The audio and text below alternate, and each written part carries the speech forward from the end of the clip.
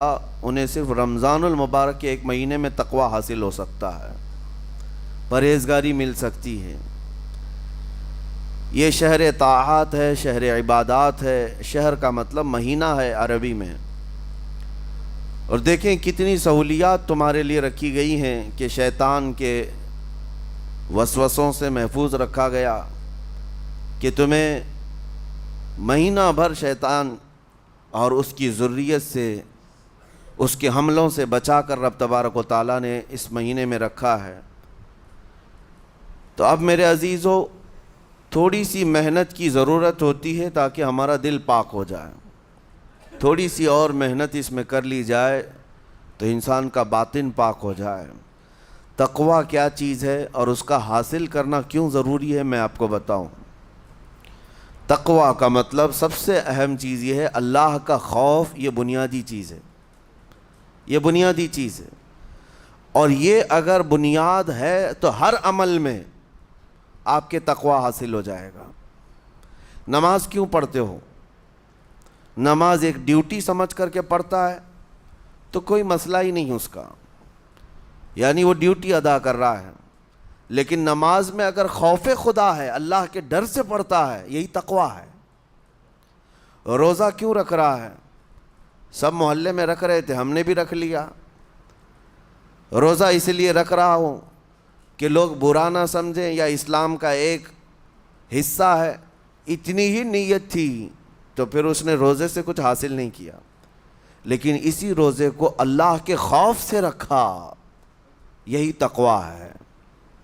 تو خوف خدا، اللہ کا خوف آ جانا ہر عمل میں، یہی تقوی ہے۔ اور اگر یہ چیز نہیں ہے تو انسان بہت بڑے بڑے گناہ بھی کر جاتا ہے، اسے ڈر نہیں لگتا۔ روزہ چھوڑ دیا، اسے کوئی خوف ہی نہیں ہے، بلکہ دھڑلے سے لوگوں کے سامنے کہتا بھی پھر رہا ہو کہ مجھے یہ سب چیزوں میں وشواس نہیں، یقین نہیں ہے۔ یہ باتیں اس زبان سے آتی ہیں جس کے ہاں اللہ کا خوف ہے ہی نہیں، اللہ کا ڈر نہیں۔ اسی لیے قرآن میں اللہ نے فرمایا لعلکم تتقون، تم پر روزے اللہ نے فرض کیے ہیں تاکہ تمہیں تقوی مل جائے، اللہ کا خوف۔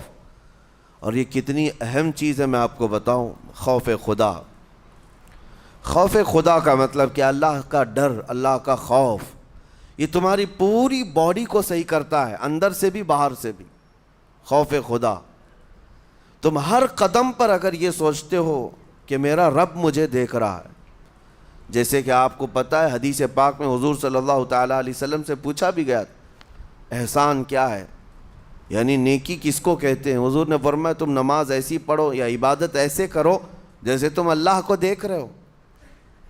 اور اگر یہ نہیں ہو سکتا تم سے تو اتنا احساس تو رہے کہ اللہ تمہیں دیکھ رہا ہے۔ تو ہر عمل میں تمہارے یہ سوچ آئے کہ مجھے میرا رب دیکھ رہا ہے، تمہارے قدم سنبھل جائیں گے۔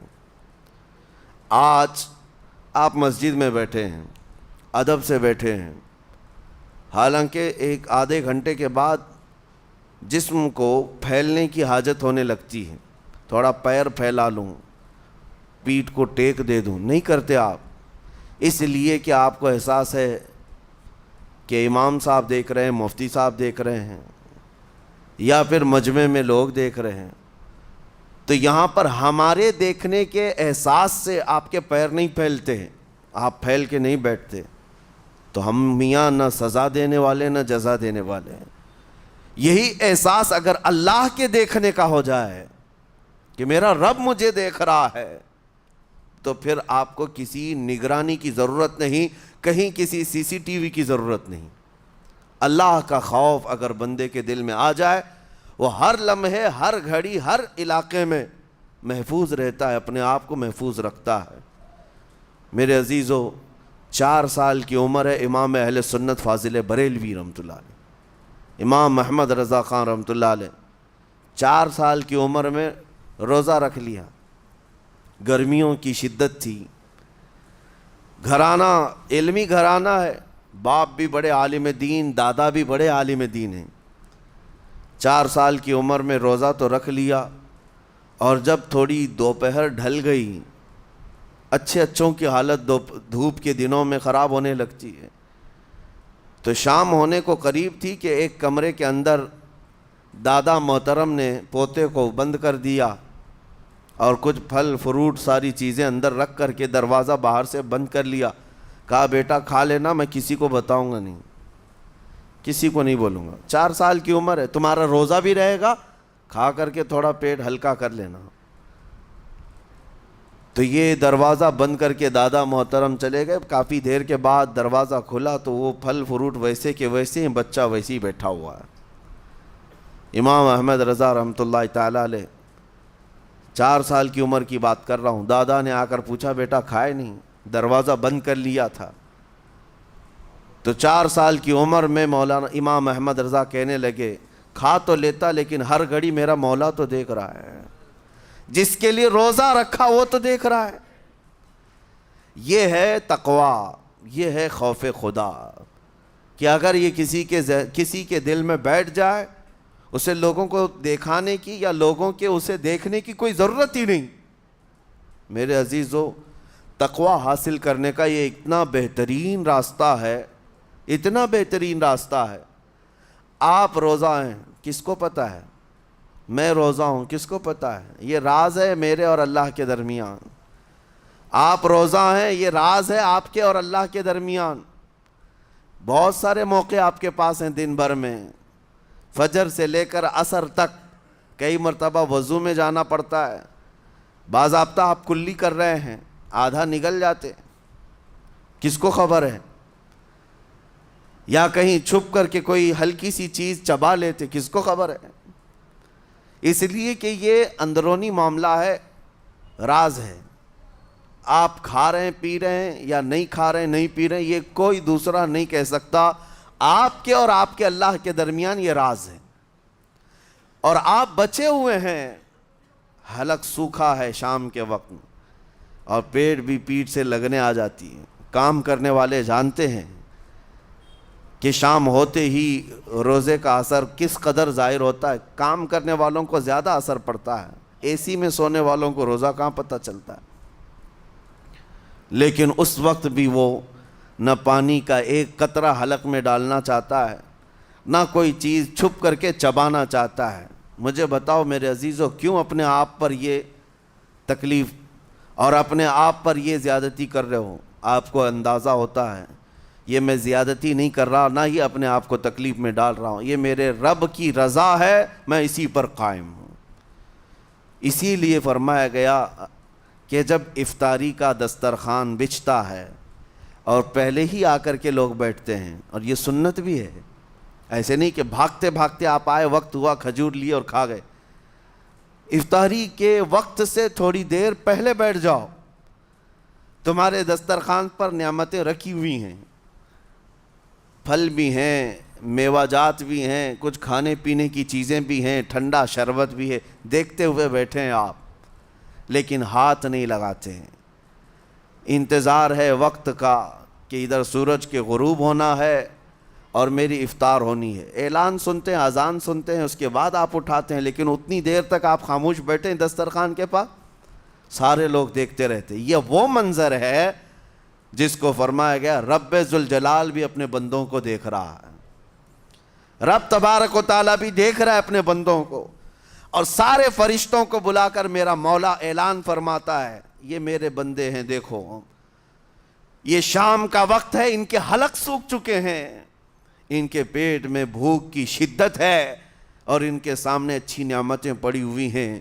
اے فرشتوں دیکھو میرے ان بندوں میں سے کوئی بھی ان نعمتوں کو ہاتھ نہیں لگاتا، یہ صرف اور صرف میرے لیے بھوکے اور پیاسے ہیں. اور فرشتوں سے اللہ فرماتا ہے تم گواہ ہو جاؤ، ان کی حلق تر ہونے سے پہلے ان کے لیے میں نے جنت لکھ دیا. اسی لیے حدیث پاک میں ہے جب افطار کرتے میرے آقا صلی اللہ علیہ وسلم یوں ارشاد فرماتے ذهب الظمأ وابتلت العروق وثبت الاجر انشاءاللہ. پیاس بجھ گئی، رگیں ٹھنڈی ہو گئی، اور اجر اللہ کے ہاں پکا ہو گیا. یہ حضور پاک ہر افطار میں عرض کرتے تھے. میں آپ کو یہ عرض کر رہا ہوں کہ یہ چھپی ہوئی چیز، اسی کا نام تقویٰ ہے. آپ صرف اور صرف بچے ہیں اللہ کے خوف سے. اب سنو حدیث پاک، قیامت کے دن حساب و کتاب ہوگا اور جنت میں جانے کا پروانہ کچھ لوگوں کو مل جائے گا اور سب جنت کی طرف جا رہے ہوں گے۔ اس میں بہت سارے لوگ ہیں جو پل صراط پر چل کر کے جنت پہنچیں گے۔ اب جب کافی لوگ جنت کے دروازے پر پہنچیں گے، ایک جماعت ایسی ہوگی جو پورے راستے میں کہیں نظر نہیں آئی، جنت جانے کے راستے میں کہیں نظر نہیں آئی، لیکن جنت کے دروازے پر وہ پہلے سے موجود تھے، چلے تھے نہیں چلے تھے کسی نے دیکھا ہی نہیں۔ دوسرے جنتی ان سے پوچھتے ہیں اس جماعت سے کہ تم یہاں کیسے پہنچے اور یہ انعام کس بات کا ہے تمہارے لیے؟ تو وہ جنتی کہتے ہیں ہمیں روزے داروں کی جماعت میں رکھا گیا، ہمارے روزے اللہ کو پسند آئے، اور آج رب تبارک و تعالیٰ کا حکم ہوا کہ ساری دنیا سے چھپ کر تم میرے لیے روزہ رکھتے تھے، دنیا کو پتہ نہیں تھا تم بھوکے ہو پیاسے ہو، اور اے بندو آج سارے لوگوں کی نظروں سے چھپا کر میں تمہیں جنت پہنچاؤں گا۔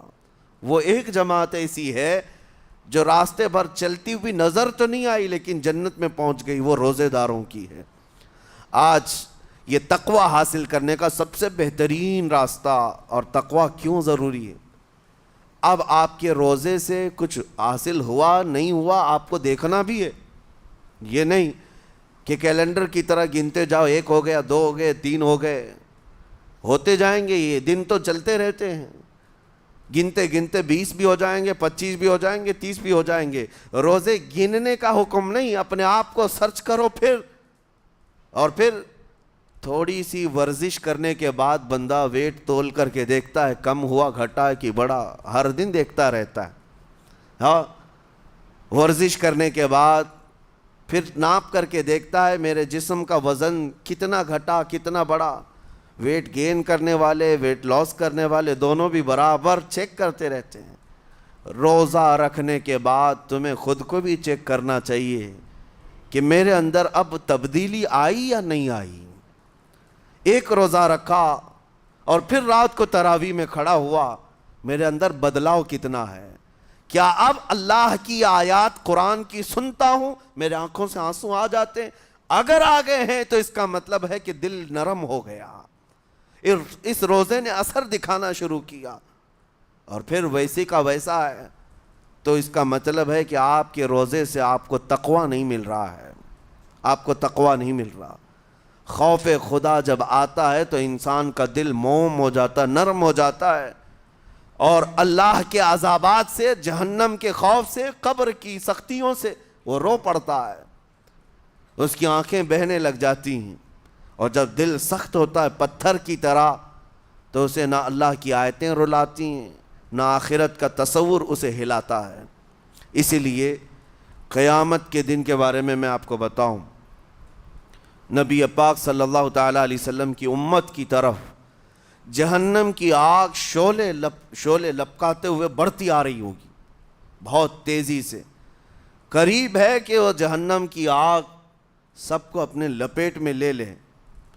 وہاں کھڑے ہوئے بہت سارے لوگ اپنے اپنے اعمال کا صدقہ پیش کرنے لگے، حاجی اپنے حج پیش کر رہے ہیں، نمازی اپنے نماز، روزے دار اپنے روزے، کہ اے جہنم ہماری یہ نیکیوں کا صدقہ رک جا۔ جہنم کی آگ بڑھتی چلی آئی، بڑھ رہی تھی۔ جبرائیل امین علیہ الصلاۃ والتسلیم حاضر ہوتے ہیں بارگاہ مصطفیٰ صلی اللہ علیہ وسلم میں، ایک پانی کا پیالہ انہوں نے پیش کیا اور کہا یا رسول اللہ صلی اللہ علیہ وسلم یہ پانی آپ اس آگ پر چھڑک دیں۔ نبی پاک صلی اللہ تعالیٰ علیہ وسلم نے وہ پانی اس آگ کی طرف پھینکا تو آگ دور چلی گئی، جو جہنم کی آگ اچانک بجھ گئی، کافی دور چلی گئی جو امت کی طرف لپک رہی تھی۔ رسول رحمت صلی اللہ تعالیٰ علیہ وسلم نے پوچھا جبرائیل سے یہ اتنا اثردار پانی ہے کون سا؟ یہ جبرائیل امین عرض کرتے ہیں یا رسول اللہ یہ آپ کے ان امتیوں کے آنسوؤں کا پانی ہے جو رات کھڑے ہو کر اپنے رب کے خوف سے رویا کرتے تھے، وہ اللہ کے خوف سے تھر تھراتے تھے، ڈر کر کے ان کے آنکھوں سے جو آنسو آتے۔ جبرائیل امین کہتے ہیں میں نے وہ آنسو جمع کر رکھے تھے اور وہ آج میں نے آپ کے سامنے پیش کیا۔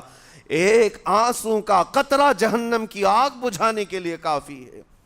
موتی سمجھ کے شان کریمی نے چن لیے قطرے جو گرے تھے عرق انفعال کے۔ عزیزان گرام وقار، یہی وہ تقوی ہے، یہی وہ خوف خدا ہے جس کے متعلق اللہ قرآن میں فرماتا ہے لعلکم تتقون، تاکہ تمہیں تقوی مل جائے، اسی لیے روزے رکھے گئے ہیں، روزے فرض کیے گئے ہیں۔ تمہارا دل اگر سخت کا سخت ہی رہ گیا تو روزے اثر نہیں کر رہے ہیں، روزے اثر نہیں کر رہے۔ اور ظاہر سی بات ہے کاموں میں برکت نیت سے ہوتی ہے، کسی بھی عمل میں برکت اچھی نیت سے ہوتی ہے۔ اگر کوئی روزہ اس لیے رکھ رہا ہے، جیسے بہت سارے فائدے گنائے جاتے ہیں نا، روزہ رکھنے سے کینسر نہیں ہوتا، روزہ رکھنے سے جسم کے فاسد مادے ختم ہو جاتے ہیں، نکل جاتے ہیں، ڈاکٹرز بھی مشورہ دیتے ہیں مہینے میں ایک مرتبہ، ہفتے میں ایک مرتبہ باڈی کو فری چھوڑنا چاہیے۔ تو یہ تو جسمانی فائدے تو رکھے گئے ہیں، لیکن اگر تم روزہ اس نیت سے رکھ رہے ہو کہ میری باڈی صحیح ہوتی رہے، تو گویا کہ تم تو اپنی دنیاوی غرض سے روزہ رکھ رہے تھے۔ یہ فائدے تو ملنا ہی ملنا ہے، یہ فائدے یوں بھی ملیں گے اللہ تعالیٰ کی طرف سے آپ کو، لیکن نیت وہ نہیں۔ روزہ رکھنے کی نیت یہ ہو کہ میرا رب مجھ سے راضی ہو جائے اور مجھے رب تبارک و تعالیٰ کا خوف اور تقوی حاصل ہو جائے۔ نیت میں برکت ہے، اور جن کاموں کو آپ اچھی نیت سے کریں گے اسی طرح ان کاموں میں اثر بھی پیدا ہوگا۔ روزہ رکھنے سے پہلے آج نیت یہی کریں کہ مولا تعالیٰ یہ روزہ میرے تمام برے اعمال کے لیے کفارہ ہو جائے، یہ ڈھال بن جائے۔ جانتے ہیں آپ اپنے نفس امارہ کو روکنے کا سب سے بہترین آلہ بھوک ہے، بھوک۔ جتنا آدمی بھوک کے ذریعے سے اپنے نفس کو مار سکتا ہے دوسری کوئی چیز نہیں۔ آپ دیکھیں اس رمضان المبارک میں بہت ساری حلال چیزیں آپ کو حرام کر دی گئی ہیں، یعنی سحری سے لے کر افطاری تک۔ میں یہ نہیں کہہ رہا کہ شراب پینا حرام ہے، نشہ کرنا حرام ہے، وہ تو پوری زندگی بھر حرام ہے، لیکن آپ کو چاول روٹی تو حلال ہے نا، سبزے سیب پھل فروٹ تو حلال ہے، لیکن یہ حلال چیزیں بھی اللہ نے آپ پر حرام رکھی ہیں، روزے کے عالم میں نہیں کھا سکتے۔ سحری سے لے کر افطار تک یہ حلال لقمے، پانی تو حلال ہے، پاک ہے، لیکن آپ کے لیے روزے کے عالم میں حرام ہے۔ اسی طرح شادی شدہ مرد اپنی عورت کے ساتھ زندگی بھر کبھی بھی جمع کر سکتا ہے، رات میں سو سکتا ہے، لیکن حالت روزہ میں وہ حلال کام بھی حرام ہے، حلال کام بھی حرام ہے۔ اپنی عورت سے جمع کرنا حالت روزہ میں کیوں روکا گیا؟ کھانا پینا بھی حلال تھا، عورتوں کے ساتھ شباشی بھی حلال تھی، لیکن روزے کے عالم میں ان حلال چیزوں کو روکا گیا۔ تو آپ سوچ سکتے ہیں اس چیز کو، سوچ سکتے؟ وجہ یہ ہے کہ حلال چیزوں سے آپ کو روک کر بڑے حرام چیزوں سے بچانا مقصود ہے۔ آج اگر اپنے آپ میں اتنا کنٹرول کر لے جاؤ کہ چند حلال چیزوں سے دن بھر بچ سکتے ہو، انشاءاللہ رمضان کے بعد بڑی حرام چیزوں سے بھی اللہ آپ کو محفوظ رکھے گا۔ میرے عزیزو، برا ہے ان لوگوں کا جن کو میرے آقا صلی اللہ تعالیٰ علیہ وسلم نے دعائے ہلاکت فرمائی۔ اس سے بدنصیب کوئی ہو سکتا ہے؟ جن کے لیے رسول رحمت صلی اللہ تعالیٰ علیہ وسلم کی دعائے ہلاکت ہوئی ہو۔ حضور صلی اللہ تعالیٰ علیہ وسلم ایک دن مسجد نبوی شریف میں تشریف لے جا رہے تھے، منبر پر آپ نے قدم رکھا، آمین کہا، پھر دوسرے زینے پر قدم رکھا، آمین کہا، تیسرے زینے پر قدم رکھا، آمین کہا۔ خطبہ مکمل کیا، صحابہ نے پوچھا یا رسول اللہ صلی اللہ علیہ وسلم ہر زینے پر آپ قدم رکھتے ہوئے آمین کس لیے کہہ رہے تھے؟ سنو، رسول پاک صلی اللہ علیہ وسلم ارشاد فرماتے ہیں کہ میں جب پہلے زینے پر قدم رکھا تو سید الملائکہ جبرائیل امین آئے اور دعا کرنے لگے۔ کیا دعا کیا؟ یوں کہا، یا رسول اللہ صلی اللہ علیہ وسلم وہ شخص ہلاک و برباد ہو جائے جو آپ کا نام سنے اور پھر اس کے بعد درود نہ بھیجے۔ حضور فرماتے میں نے آمین کہا۔ حضور کا نام سنتے ہی آپ کی زبانوں پر درود آ جانا چاہیے۔ اللہم صلی علی سیدنا محمد وآلہ وصحبہ وبارک وسلم۔ میرے آقا فرماتے ہیں دوسرے زینے پر قدم رکھا تو جبرائیل امین نے یوں کہا یا رسول اللہ صلی اللہ علیہ وسلم وہ شخص ہلاک و برباد ہو جائے جو زندگی میں اپنے ماں اور باپ میں سے کسی ایک کے بڑھاپے کو پایا اور ان کی خدمت کر کے جنت نہیں حاصل کر سکا بلکہ ان کو ایسے ہی چھوڑے رکھا، ایسا شخص برباد ہو جائے۔ حضور فرماتے میں نے آمین کہا۔ پھر جبرائیل امین نے کہا تیسرے زینے پر قدم رکھتے ہی میرے آقا فرماتے ہیں جبرائیل نے یوں دعا کی کہ اے اللہ کے رسول وہ شخص ہلاک و برباد ہو جائے جو رمضان کا مہینہ پایا لیکن اس کا ادب نہیں کر سکا، اس کا احترام نہیں کر سکا۔ حضور فرماتے میں نے اس پر بھی آمین کہا۔ جس کی ہلاکت کے لیے جبرائیل امین دعا کر رہے ہوں اور اس دعا پر سید الانبیاء آمین کہہ رہے ہوں، ایسے شخص کی بربادی کا کیا انجام ہو سکتا ہے؟ وہ کتنا بد نصیب ہوگا۔ اسی لیے میرے عزیزوں مسلمانوں میں یہ رواج ہی نہیں ہونا چاہیے کہ اٹھ کر کے پوچھتے رہیں روزہ ہے کہ نہیں ہے، روزہ ہے کہ نہیں ہے۔ مسلمان ہے تو روزہ ہے، اور یہ کوئی آپشنلی عبادت نہیں ہے کہ 4 رکھ لیا 2 نہیں رکھا، آپشنلی نہیں، یہ فرض عین ہے۔ ایک روزے کو چھوڑنے کا گناہ فرمایا گیا 600 سال تک اسے دوزخ میں رکھا جائے گا، 600 سال تک۔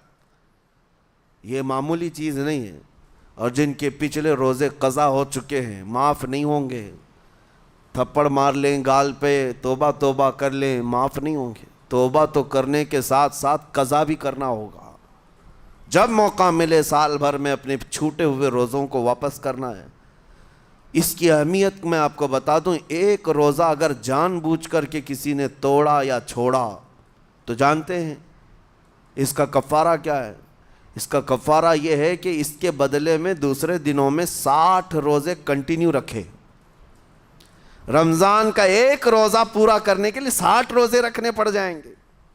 ہاں اگر کسی عذر کی وجہ سے، کسی تکلیف کی وجہ سے چھوڑا تھا، بیمار تھا یا سفر میں تھا یا تکلیف کی شدت تھی، اس وجہ سے روزہ چھوڑا تھا، تو اس کے بدلے میں ایک روزے کی قضا ایک ہی روزہ ہوگی۔ لیکن بغیر کسی عذر کے، شہوت کی وجہ سے، نفس پرستی کی وجہ سے توڑا تھا یا چھوڑا تھا تو پھر 60 روزے رکھنے پڑ جائیں گے۔ اس سے اندازہ ہوتا ہے کہ ایک روزے کی اہمیت کیا ہے رمضان کے۔ اسی لیے میرے عزیزو یہ روزے آسان ہیں، روزے آسان ہیں، اس کو رکھ لو، اس کی جزا بہت بڑی ہے، اس کی جزا بہت بڑی۔ ویسے بھی آپ دوسرے دنوں میں لیٹ ناشتہ کرنے کے بھی عادی ہیں۔ ممبئی والوں کا تو حال یہ ہی ہے، 12 بجے کے بعد 1 بجے 2 بجے تو ان کے ناشتے ہوتے ہیں، دوپہر کا کھانا تو شام 5 بجے ہو رہا ہوتا ہے۔ بس وہ ناشتہ سکپ کرنا ہے، دوپہر کے کھانے جو آپ کے ہوتے ہیں اس سے اور تھوڑا ایکسٹینڈ کر لیں تو افطاری کا وقت آ جاتا ہے۔ کوئی بہت بڑی دقت کی بات نہیں، کوئی بہت بڑے بوجھ کی بات نہیں، آسان ہے۔ آج الحمدللہ ہمارے 5 سال 6 سال کے بچے روزہ رکھ لیتے ہیں، تو بڑوں کو تو اللہ نے جو طاقت عطا کی ہے، روزہ ہرگز ترک مت کرو۔ لیکن ساتھ میں آج یہ میسیج ضرور دوں گا، نیت یہ کرو کہ مجھے تقویٰ مل جائے، مجھے پرہیزگاری مل جائے، اور یہ آپ کو خود چیک کرنا ہوگا۔ روزانہ رات کو نماز میں کھڑے ہو جاؤ تراویح کے، دیکھو کہ کتنی تبدیلی آ رہی ہے۔ آج میں نے روزہ افطار کیا، میرے اندر بدلاؤ آیا کہ نہیں آیا؟ اور اگر نہیں آ رہا ہے، کوئی تبدیلی نہیں آ رہی ہے، تو اس کا مطلب ہے آپ تقویٰ نہیں حاصل کر رہے، آپ تو روز مرہ کی روٹین پر چل رہے ہو۔ روٹین پر چلنے کا مطلب یہ روزہ نہیں ہے۔ روزہ تقویٰ دے کر جاتا ہے بندے کو، روزہ خوف خدا دے کر جاتا ہے بندے کو۔ اسی لیے میرے عزیزو آج دیکھیں آپ بہت ساری برائیوں سے رمضان میں بچ جاتے ہیں، تھوڑی اور محنت کی ضرورت ہے۔ ہم نے دیکھا ہے بہت سارے گھروں میں، باقی عیاش گھروں کی مجھے کوئی وہ نہیں ہے، ان سے کوئی لینا دینا نہیں، لیکن نارمل مسلمانوں کے گھروں میں بھی ہوتا یہ ہے، عورتیں بچوں کو تلقین کرنا شروع کر دیتی ہیں، گانے بند کرو، ٹی وی بند رکھو، بہت ساری چیزیں بند رکھو کہ رمضان آیا ہوا ہے۔ اور رمضان میں اگر ٹی وی لگا بھی لیا تو کچھ اسلامک چیزیں دیکھنے لگ گئے، ماحول تم نے خود ہی بدلا ہے اپنے گھر میں، کچھ چیزوں کو آپ نے بدلا ہے اور کچھ چیزوں کا ادب آپ نے کرنا شروع کیا ہے، اسی کو اور تھوڑی سی محنت کے ساتھ بڑھا لیا جائے، قسم رب ذوالجلال کی ہر برائی رمضان میں ہی آپ سے ختم ہو جائے گی۔ جس کی کوئی چیز چھوڑنے پر نہیں چھوٹتی ہے وہ رمضان میں کر کے دیکھ لے، اللہ کی بارگاہ میں یاد کرے کہ مولا دن بھر میں تیری رضا کے لیے بچ رہا ہوں، مجھے میری باقی زندگی میں ان گناہوں سے بچا لے۔ وہ رحمان ہے، جب وہ تمہیں اس کے بدلے میں جنت دیتا ہے تو یہاں برائیاں کیوں نہیں چھڑواتا؟ یقیناً وہ برائیوں کو تم سے دور کرے گا۔ قرآن کا فرمان عالی شان لعلکم تتقون، اسی پر میں نے آپ کے سامنے بات رکھی ہے۔ روزے اس لیے فرض کیے گئے ہیں تاکہ تمہیں تقوی مل جائے، پرہیزگاری مل جائے۔ بعض لوگوں کو دیکھا گیا ہے رمضان المبارکہ میں بھی وہ اپنی بری حرکات سے باز نہیں آئے، ان کی روٹین ویسی ہی جاری رہی، نعوذ باللہ نظروں کی خطائیں بھی باقی رہیں۔ اور سب سے بری چیز یہ ہے کہ رمضان میں شیطان کی نیابت اگر کوئی کر رہا ہوتا ہے تو تمہارا یہ موبائل فون ہے۔ اکثر لوگ یہ سمجھتے ہیں کہ اس موبائل فون کو ہم استعمال کرتے ہیں تاکہ ٹائم پاس ہو جائے، روزہ کا وقت قریب آ جائے۔ اس ٹائم پاس کے چکر میں تم کیا کیا دیکھتے رہ جاتے ہو اور کہاں تک یہ چیزیں پہنچاتی ہیں تمہیں اندازہ بھی نہیں ہوتا، احساس بھی نہیں ہوتا، تو تمہاری رہی صحیح عبادت کو بھی یہ ہضم کر جاتا ہے، کھا جاتا ہے۔ اس کے استعمال پر اگر کنٹرول ہے تو خوب استعمال کرو، لیکن کنٹرول نہیں ہے تو اے نوجوانوں اس کا بھی روزہ رکھو، اس انٹرنیٹ کی بلاؤں سے محفوظ ہو جاؤ۔ اس لیے کہ بہتوں کو میں نے دیکھا ہے ان کے دن بھر اور رات بھر رمضان میں سوشل نیٹ ورکس پر مصروفیت ویسی کی ویسی ہے جیسے دوسرے دنوں میں تھی۔ وہ رات بھر چیٹنگ میں بھی مصروف ہیں، ایک دوسرے کو ادھر ادھر بھیجنے میں بھی مصروف ہیں، ساری چیزیں جوں کی توں چل رہی ہیں، تو تمہارے موبائل نے تمہیں تقوی سے بہت دور رکھا ہے، تمہیں رب تعالیٰ کے قریب ہونے نہیں دیتا۔ اپنے آپ کو بدل لو۔ ظاہر سی بات ہے یہ سخت چیز ہے، اگر کوشش کرو گے تو بچ جاؤ گے، اور تقوی اتنی آسانی سے تو نہیں ملتا۔ اپنے آپ کو سٹرگل کرو، انشاءاللہ العزیز دل پاک ہو جائے گا، پھر آپ کو اپنی زندگی کے اندر جو اجالے نظر آئیں گے وہ خود آپ محسوس کریں گے، آپ محسوس کریں گے۔ گناہوں کے اندھیروں نے دل پر ایسی کالک رکھی ہے کہ آپ کو کچھ بھی یہاں پر سمجھ میں نہیں آتا، ورنہ نمازوں کا لطف ایسا ہے، قرآن کا مزہ ایسا ہے، جسے یہ لگ جائے دنیا کی کوئی نعمت اس کے سامنے ہیچ نظر آتی ہے، کوئی چیز اسے اچھی نہیں لگتی، لیکن کب؟ جب اسے تقوی کا اجالا حاصل ہو جائے۔ میرے عزیزو، اللہ کریم کی بارگاہ میں دعا گو ہوں، مولا قدیر و جبار ہم سب کو تقوی و پرہیزگاری عطا فرمائے، اور ہم سب کے روزوں سے اللہ تعالی ہمیں پرہیزگاری عطا فرمائے۔ ان روزوں کے انوار اور برکات اور رمضان کے احترام کی ہمیں توفیق عطا فرمائے۔ مولا کریم تیری خشیت سے اور تیرے خوف سے آنکھیں جو بھیگتی ہیں ان آنکھوں میں ہمارا شمار فرما دے، تیرے یاد میں رونے والے بندوں میں ہم سب کو شامل فرما۔ وصلی اللہ تعالی علی خیر خلقی محمد وآلہ واصحابہ اجمعین، وآخر دعوانا ان الحمد للہ رب العالمین۔ السلام علیکم۔